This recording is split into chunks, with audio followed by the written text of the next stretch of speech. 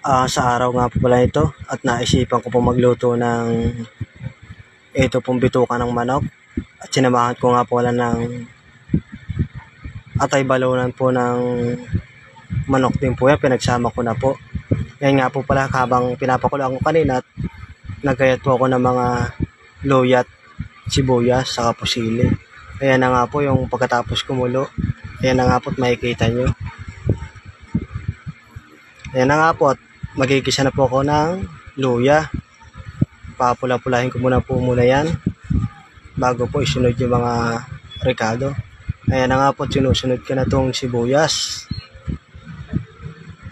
Halos pinagsabay ko na rin po yung bawang. Ayan po at makikita nyo po. Konting halo-halo at papula-pulahin muna natin ng konti bago natin isunod yung lulutuin po natin. Ayan na nga po, makikita nyo at sinusunod ko na po yung bituka ng manok. Ayan na nga po siya. Ayan na nga po, may mga rekado na po yan. Ayan na nga po, nalagay ko na rin po yung mga sili para medyo maanghang na konti. Ayan nga po, makikita nyo.